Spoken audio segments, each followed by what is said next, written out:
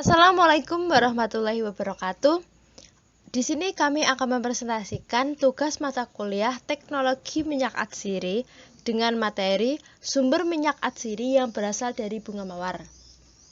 Perkenalkan kami, yang pertama Oktalia Ajeng Widian, NIM D500180076, Febrina Salsabila, NIM D500180142, dan Muhammad Fadil, NIM D500180174. Minyak mawar adalah salah satu jenis minyak atsiri yang merupakan produk metabolik sekunder dari sekutum bunga mawar. Sebenarnya, seluruh bagian organ mawar mengandung minyak.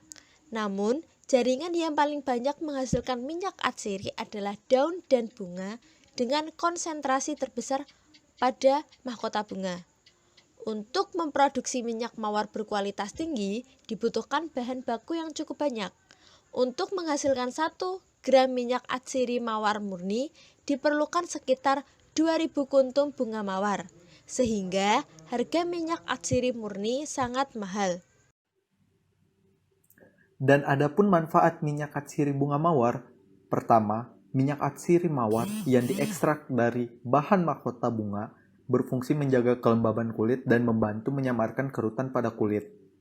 Dan yang kedua, efek emosional minyak atsiri mawar yaitu menenangkan, mengurangi depresi, stres, ketegangan, mengendorkan saraf, dan membantu mengatasi masalah insomnia ringan atau sulit tidur. Dan yang terakhir ada meningkatkan mood bila dicampur dengan minuman seperti teh contohnya, dan juga dapat digunakan sebagai antiseptik, pembunuh jamur Candida albicans. Terima kasih. Baik, komposisi minyak atsiri bunga mawar.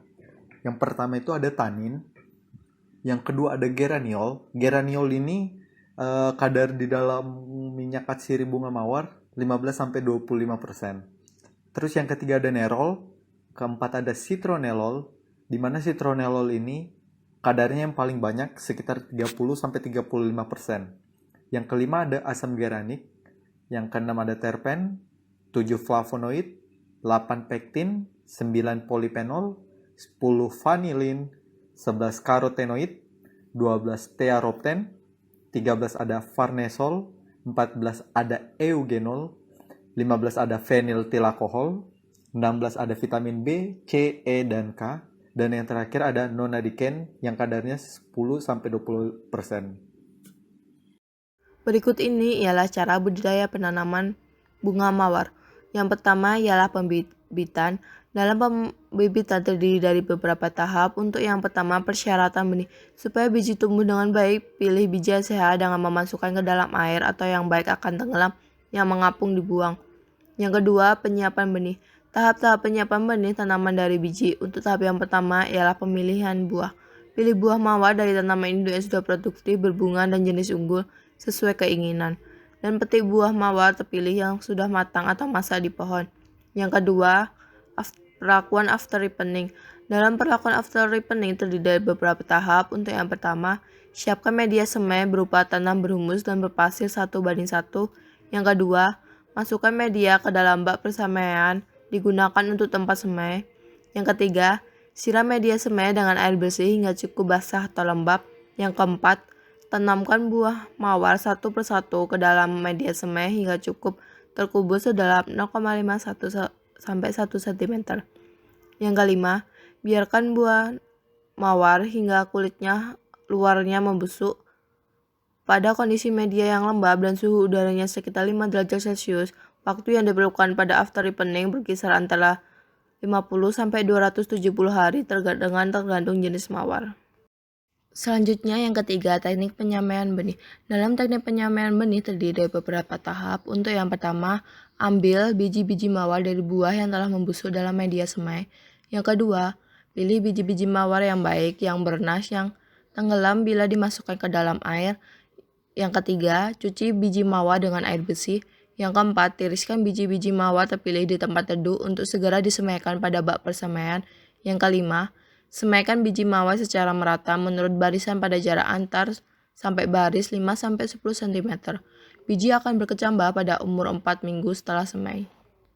Selanjutnya yang keempat, pemeliharaan, pembibitan, atau penyamaian. Yang pertama, siram media persemaian mawar secara kontinu 1-2 kali sehari.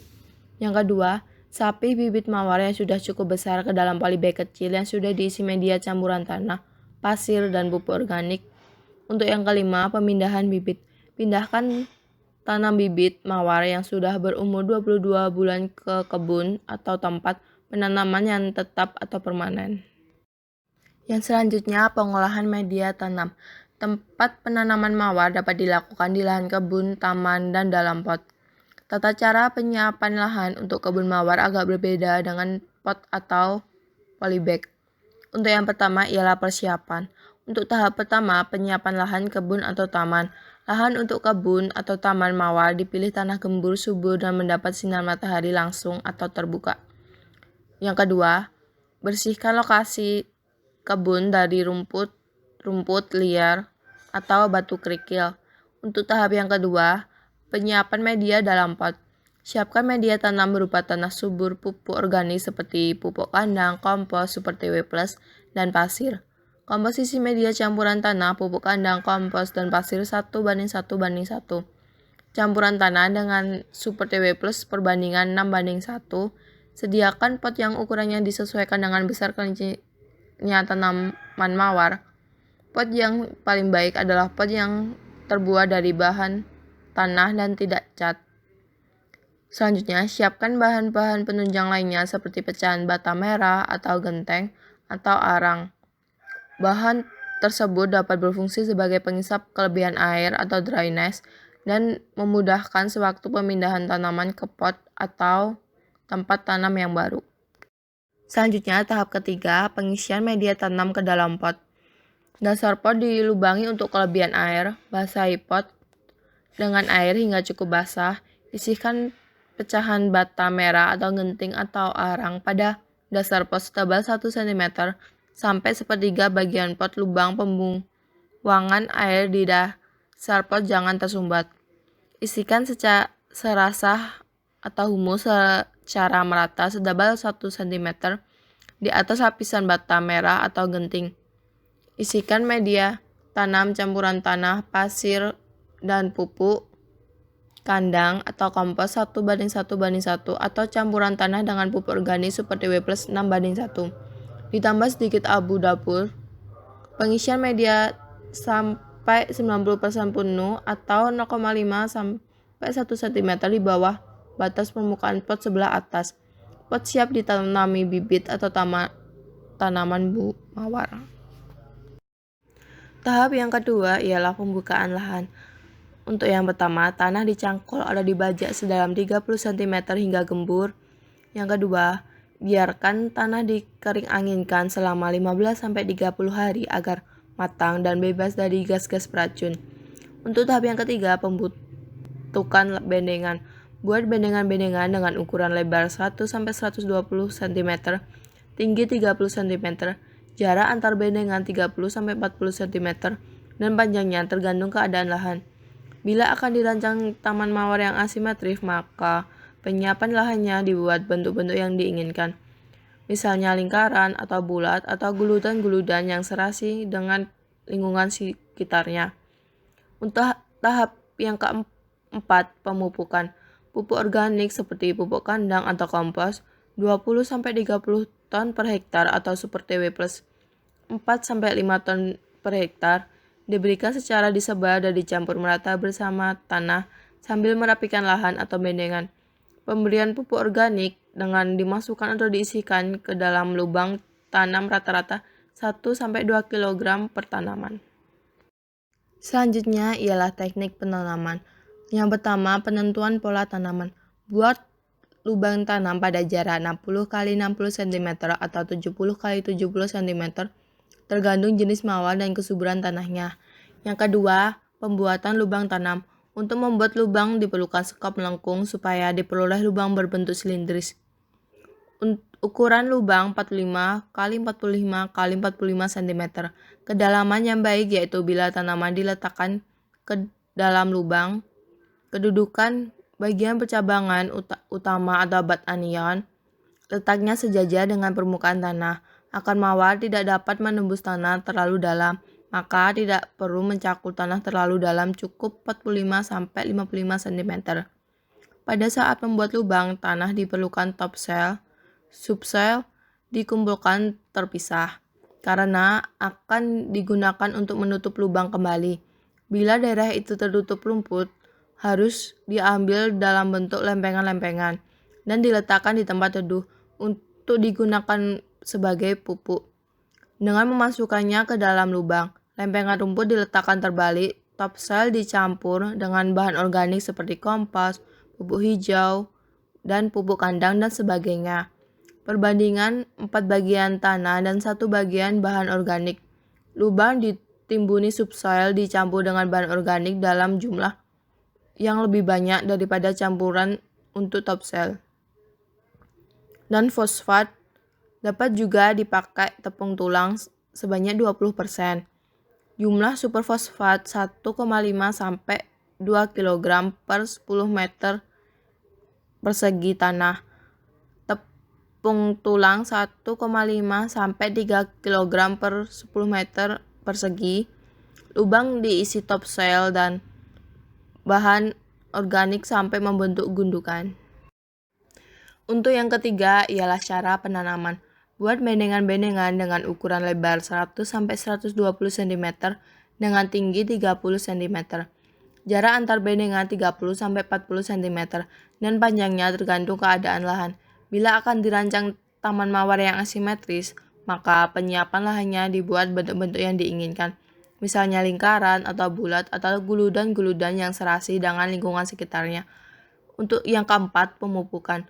Pupuk organik atau pupuk kandang atau kompos 20-30 ton per hektar atau Super TW Plus 4-5 ton per hektar diberikan secara disebar dan dicampur merata bersama tanah sambil merapikan lahan atau bendengan.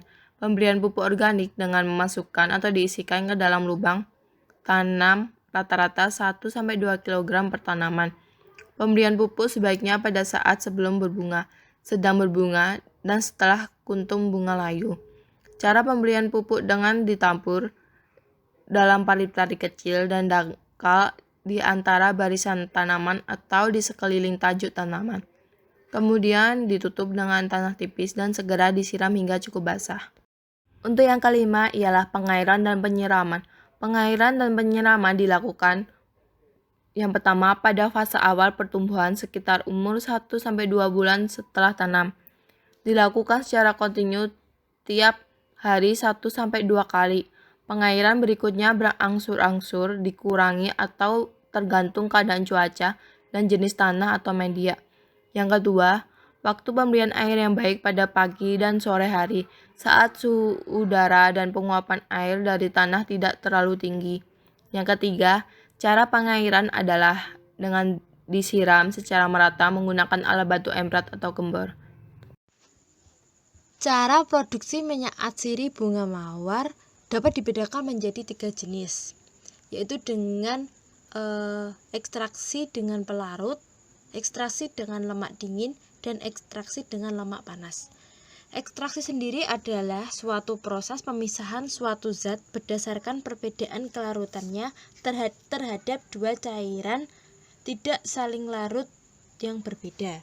Yang pertama adalah ekstraksi dengan pelarut. Ekstraksi dengan pelarut adalah melarutkan minyak atsiri di dalam bahan baku pelarut organik yang mudah menguap. Pelarut yang digunakan diantaranya adalah alkohol, heksana, dan benzina. Ekstraksi dengan pelarut organik umumnya digunakan untuk mengekstraksi minyak atsiri yang mudah rusak oleh pemanasan uap dan air, seperti pada bunga mawar. Pembuatan minyak atsiri dengan pelarut menguap dilakukan dengan menggunakan ekstraktor.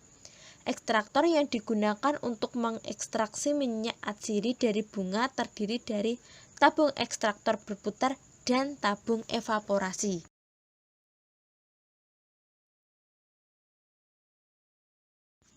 Ekstraksi dengan lemak dingin. Ekstraksi dengan lemak dingin atau enfleurasi adalah proses ekstraksi memakai pelarut tidak menguap, yang dingin berupa lemak padat. Enfleurasi dilakukan dengan merendam bunga mawar dalam pelarut yang sesuai pada jangka waktu tertentu, sehingga interaksi antara senyawa yang ingin diekstrak dan pelarutnya dapat berlangsung maksimal. Proses ekstraksi ini digunakan khusus untuk mengekstrak minyak bunga-bungaan seperti bunga mawar dalam rangka mendapatkan mutu dan rendemen minyak yang tinggi. Berikut merupakan ilustrasi proses ekstraksi dengan lemak dingin. Yang pertama, pilih bunga yang masih kuncup dengan tingkat ketentuan optimum, lalu tangkai bunga dihilangkan.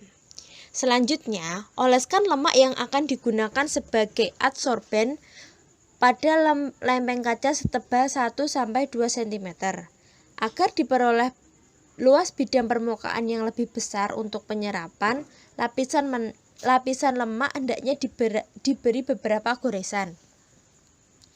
Bunga yang telah dihilangkan tangkainya kemudian ditebarkan di atas lapisan lemak secara merata. Semakin lebar bidang bunga yang kontak langsung dengan minyak akan semakin baik. Selanjutnya, simpan lempengan kaca beserta lemak dan bunga dalam lemari atau rak tertutup.